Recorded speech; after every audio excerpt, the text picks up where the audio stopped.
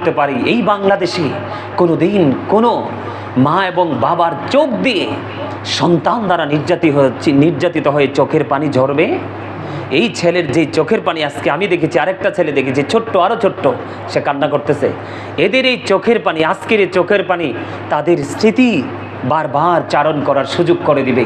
এই শিক্ষা আমরা আমাদের সন্তানদেরকে, আমাদের স্টুডেন্টদেরকে আমরা দিতে চাই, মানুষের মতো করে আমরা গড়ে তুলতে চাই। যারা এই পড়তে এসে তারা শিক্ষা প্রতিষ্ঠান থেকে ঝরে যেতে চায় আর্থিক সহায়তার কারণে, আমি গাজী সুলাইমান আল কাদরি বলছি, আমি সর্বোচ্চটা দিয়ে ওই স্টুডেন্টদের, ওই ছাত্রদের পাশে আমার সন্তানের মতো পাশে থাকার চেষ্টা করব। তারপরও এই গোলাপ গাছ থেকে ফুটন্ত গোলাপকে ঝরে যেতে দেব? আপনারা সবাই একমত তো? আমরা কখনোই এই চিন্তাটা করব না যে আমি আমার শুধু সন্তানকে নিয়ে ব্যস্ত থাকব, অন্য সন্তানদের বেলায় আমি চিন্তা থেকে দূরে থাকব। এটা আমরা কখনোই করব না। আপনার সন্তান আমার